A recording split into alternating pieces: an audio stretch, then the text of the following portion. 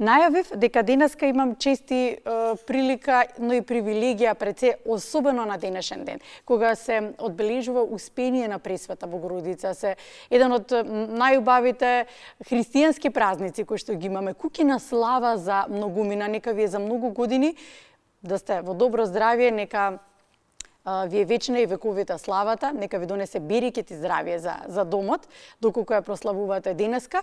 Денешниот ден е неработен ден за граѓаните на Македонија. Многу црковни храмови ќе се посета денеска. За кусок ќе го погледнем и колегата Мартин Николовски како дел од разговорот кој што ќе ги имаме во продолжение. А велам чест и привилегија поради тоа што ќе имаме малку можност и прилика да го представиме православниот Богословски факултет Свети Климент Охридски од Скопје. Разговарам со доцент доктор Дарко Анев. Добро утро. Добро утро. Благодарам што дојдовте на денешен ден. Благодарам за поканата и секогаш е чест за вакви работи да се разговарат. За многу години празникот. Да, за многу години нека ни е Успение празникот. на Пресвета Богородица и се надевам дека ќе имаме еден прекрасен разговор. Ајде малку повеќе да го представиме Православниот Богословски факултет. Што представува тој за државата? Православниот Богословски факултет представува највисоката образовна институција на Македонската православна црква Охридска архиепископија. Се разбира, Православниот Богословски факултет е по целосна закрила на Македонската православна црква. Водењето на Православниот факултет е од страната на неговото блаженство, архиепископот Охридски Македонски на Јустинијана Прима, господин Стефан. Факултетот се грижи за воспитување во духот на православната вера и православната традиција, а исто така се грижи и за обезбедување на научни, стручни и кадар кој подоцна во црквата ќе биде имплементиран и ќе може да се грижи за духовното наследство. Тоа е, може да се каже, од уредувањето на Православниот Богословски факултет. Православниот Богословски факултет започнува со работа веќе од 1977 година, на 8 декември, кој е посветен на патронот на Македонската православна црква и патронот на Православниот Богословски факултет Свети Климент Охридски. Ние сме горди. До сега имаме негде околу 1500 студенти, кои негде до бројката на дипломирани изнесува околу 650 студенти. Бројот на студентите на студентите на Православниот Богословски факултет не се големи бројките. Можам да споменам дека моментално имаме 82 студенти активни, од кои 55 се редовни, останатите се вонредни. Интересот за богословските науки на Православниот Богословски факултет се постојано од година на година се забележува дека имаме интерес.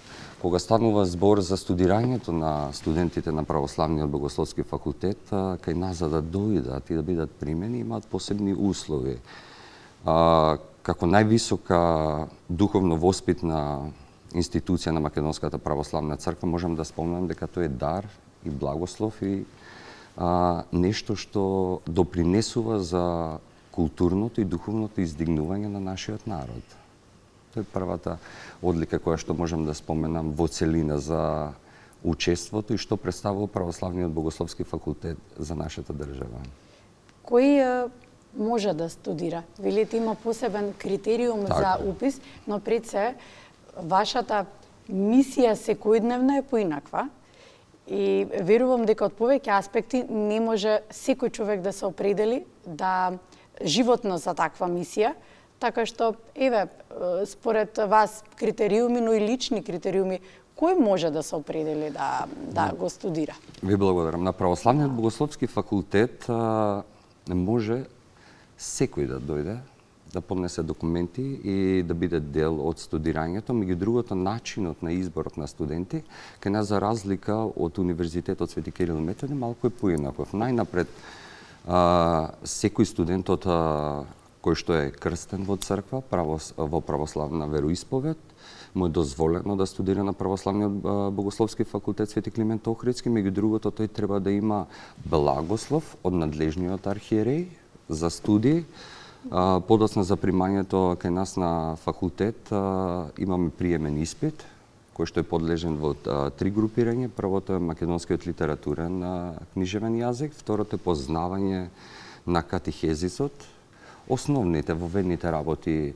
во црковниот живот и теолошките сегменти, и се разбира третиот, и кој што е особено важен, се вокалните способности на студентот и личноста кој што сака да се запише на нашиот православен богословски факултет. Ограничувањата за, ако споменеме дали може, најчесто се поставувани прашањата да дојде и некој друг заинтересиран на нашиот православен богословски факултет, да, имаме и такви случаи, меѓу другото за тоа се одлучува со одлука од неговото блаженство архиепископот Охридски Македонски на Јустинијан, например, господин Стефан. Да, тоа е условот кој што така. Да, е поинаков од другите факултети. Какви студии се достапни на факултетот? Студии на православниот богословски факултет имаме додипломски студии од 4 години, 8 семестри. Имаме магистерски студии, едногодишни, двегодишни, имаме и специјалистички студии. Се разбира и студии, докторски студии од трет циклус. Морам да споменам дека веќе од 2009 година имаме акредитирани студии, кои што претходно беа малку проблематични, нели, за акредитацијата, ама сега веќе имаме акредитација од 2009 година до оваа година 2025 акредитирани студии. Професоре, што по завршување на студиите? За образувањето на студентите, кои ќе дојдат веќе во последниот стадиум, нели, со дипломската работа. Верувам дека во текот на студиите веќе се определуваат. Па, знаете како е, кога ќе дојдат, они имаат веќе посебна, многу повисоки идеологии, како ќе биде, што ќе биде, ама со текот на студиите тие се веќе подготвени да одговорат на големи екзистенцијални прашања. И верувате дека има мали промени додека се образуваат нашите идни теолози. Голем дел од нив ние подготвуваме, се разбира, и тоа е примарната цел на православниот богословски факултет во свештенослужението. Тоа се однесува во пастирско-катехетската област за свештеници, кои што, морам да споменам, се основата на Македонската православна црква. Потоа има други кои што се одлучуваат за академските чекори. Да после завршувањето со теолошките студии тие продолжуваат со магистерски студии, па и со докторски студии. Вие сте еден од нив. Јас сум еден од нив, се разбира. Создавате ли кадар кој што ќе биде кој што ќе може да ве наследи? Благодарам за прашањето. Јас сум еден од тој богословски кадар. Се разбира, секој професор во текот, како да го спомнам тоа, искуството, гледајќи ги студентите, одредува некои студенти кои што покажуваат малку поголем интерес, ги насочува, меѓу другото и кога се организираат некои научни собори, професорите, дел од професорите ги земаат своите студенти и ги насочуваат како функционира тој живот, бидејќи тоа е малку трнливиот пат во науката, да споменам, ама и таму има посебна одговорност.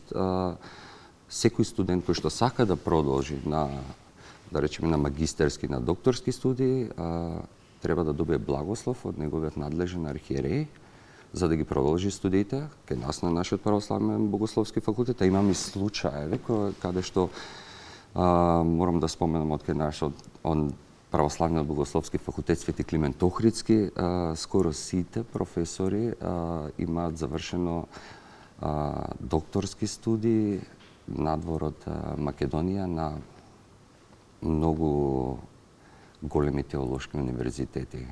Морам да ги споменам Грција, Рим, Германија, Романија, Русија, духовни академии, кои што се сега вратени. Светски познати. Светски познати, дури и јас сум член и дел од Берлинската академија, да споменам, и тоа е една наша особена гордост на православниот богословски факултет.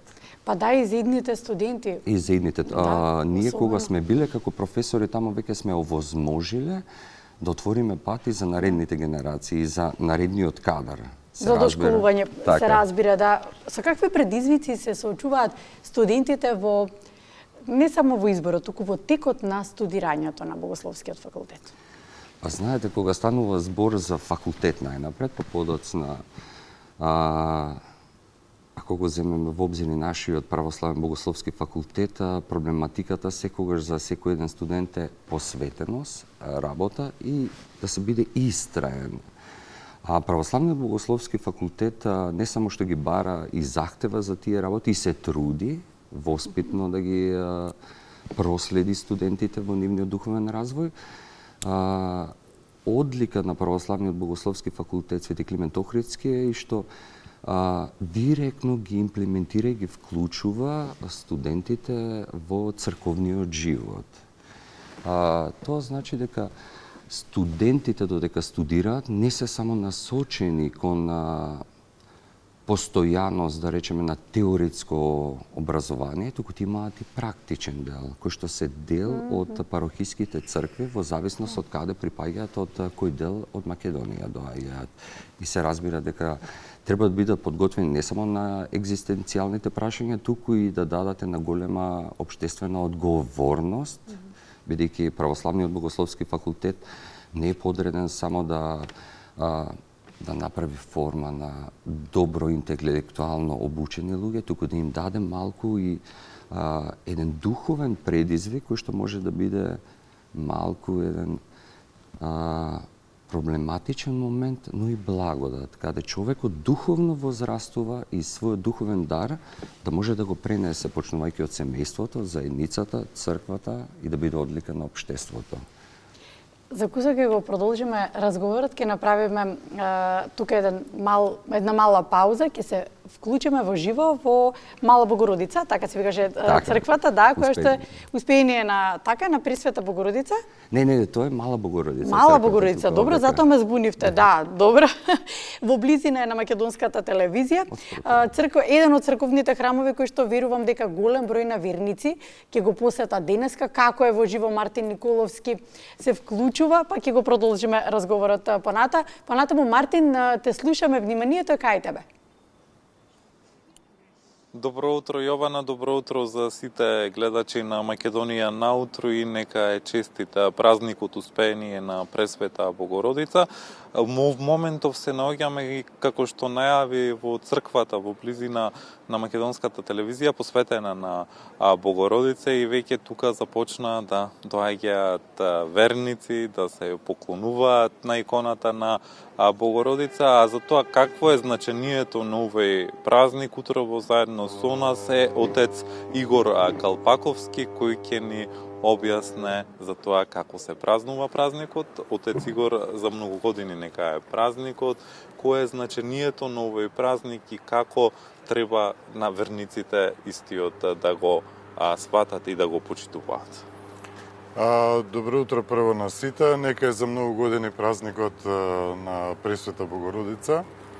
Ово е еден од главните празници, може би најмасовен вака воопшто. Иако може би по некаква градација може да се каже дека има друг празник кој што е централен празник на Богородица, ама народот некако сам се организира да овој празник денешен се третира како најголем и најмасовен во празнувањето на Богородица. Тој е празник на незиното успение, празник на незиното, па не можам да речам починување, добро е кажан термин, добро избран терминот успение, заради тоа што терминот успение содржи повеќе работи, содржи, да речам, и заспивање, содржи и смирување, содржи и блаженство, содржи и мир. Значи, станува збор за преселувањето на Богородица од овој свет, бидејќи ние како христијани во смрт не веруваме. И незината судбина, незината случувањата во врска со незиното починување, со незиното успение, се централен дел на овој денешен празник. Значи, сите празници во црквата имаат неколку слоеви. Првиот слој е тој историски слој, во кој се празнува еден историски настан, а потоа внатрешниот слој е тој што го покажува значењето на празникот. И сега нема да се задржам на ова првото, тоа можат и на Google да го прочитаат. Меѓутоа, ово внатрешното значење на празникот е дека Богородица како една од нас, која што ги има сите параметри на стандардно човеково битие, кое е родено овде на земјата, живеело со наш живот и починува исто како и сите ние, незината судбина е значајна за сите нас, за секој од нас поединачно, и е значајно тоа што го покажува патот кон вечниот живот. Отец Игор, кажете ми, какви се традицијата и обичаите во празнувањето на овој празник, со оглед на тоа дека пред Успението предстои и пост кај верниците? Да. Значи, вака, праксата да се држи пост пред празникот е утврдена пред се поврзано со Воскресението Христово, потоа со развојот малку на религискиот христијански живот, се доаѓа да има и повеќе постови, па е утврден и овој пост на Богородица пред празникот на Успение, што покажува дека овој е најмасовно празнуван празник, бидејќи пред другите празници на Богородица нема таков пост. Овој пост е подготовка стандардна за, како се вика, за празникот. Условно кажано е поврзано со Богородица, бидејќи сите работи што се поврзани во црквата се поврзани со личноста Христова, со неговата проповед, со неговата објава, а Богородица е еден од првите потврдени следбеници негови и заради особеното почитување нејзино е воспоставен овој пост од 2 недели во кој се подготвуваат христијаните за денешниот празник, за литургијата и за причестувањето, зашто се во црквата води кон тоа да човекот се подготви да се соедини со Бога преку причесната, која што е најблискиот можен начин на општање со Бога во овој материјален свет. Така што со литургија се празнува пред се овој празник денеска. Отец Игор, и за крај на ова наше линковско вклучување, која е духовната порака што ќе пренесете до верниците што ќе го посетат храмот посветен на Пресвета Богородица овде во Скопје и да упатиме на покана сите што се во можност да дојдат тука? Многу интересно за Скопје сакам да кажам. Оваа црква своите почетоци ги има од 13-тиот век и се смета Богородица дека е покровителка на градот Скопје. И јас би ги поканил сите скопјани да одадат почит денеска на Богородица, заради тоа што, да речам, ова е за Скопје можеби најсветлиот празник после Воскресението Христово и црквата е убаво направена за да може да некако баш да биде соборна црква на Скопје, да прими многу луѓе, да учествуваат и во службите, да поминат ако не можат повеќе барем да се поклонат на Богородица овде. И добро е да знаат дека вечерта денеска ќе има и после вечерната и јакатист со петолебија, значи на кои исто така може да се ги спомнат своите блиски луѓето, така. Околу 5-5:30 ќе биде тоа, што значи дека во текот на целиот ден како и си замислиле луѓето, дали со правење лепче, дали просто со поминување, со поклонување, нека поминат, еве ги повикуваме да учествуваат во празникот, во овој голем празник, бидејќи во црквата празнувањето никогаш не е од дистанца, секогаш е со лично учество. Кој како може. Барем личното учество може да биде во една обична, кратка молитва која што ќе си ја направи човекот кој ќе дојде во храмот, ќе се помоли пред Богородица, па да даде Господ еве и по молитвите на Богородица сите луѓе што ќе поминат тука и сите што не ќе бидат спречени да поминат тука, благодата Божја да ги осени и да имаат и убав ден и убав живот. Отец Игор, ви благодарам за вашето објаснување за значението на празникот посветен на Успение на Пресвета Богородица, како што може да забележиме веќе започна и службата во храмот, па нема повеќе да ве задржуваме. Ви благодариме што бевте дел од програмата на Македонската телевизија. Ви благодарам на вас што ние отварате оваа можност секогаш да се обратиме кон луѓето и нека е честит уште еднаш празникот. Нека е честит празникот.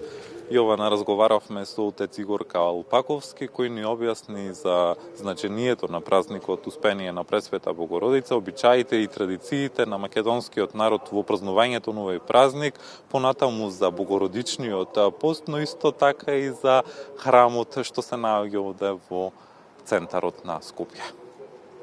Благодарам, Мартин. Нема ништо поубаво кога ќе се види колку верници се собираат денеска и ќе се собираат во црковните храмови. Празниците сплотуваат.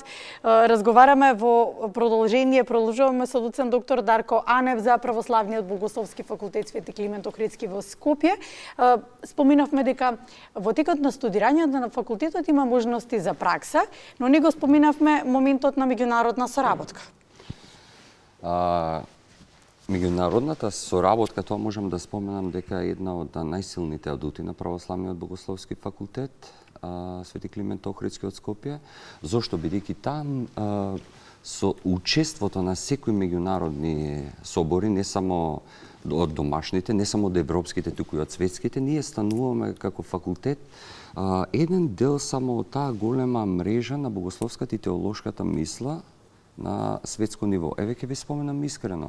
Православниот Богословски факултет не само што има учество на европски меѓународни конференции, туку ние имаме учество со професори од нашиот факултет на светски конференции. Дали било тоа од областа на библистиката, систематската теологија, пастирско-катихетската, историско-правната.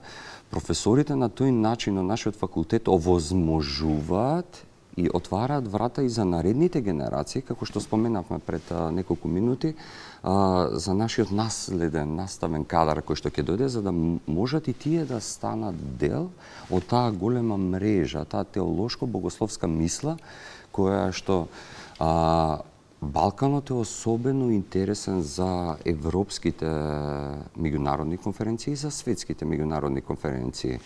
И на тој начин не само што учеството представува привилегија да се биде така, туку и ние како Православен Богословски факултет од Македонија отвараме можност да се реализира и да се направат меѓународни, па дури се надеваме и светски конференции на тло на Македонија овдека, како например во Скопје, во Охрид.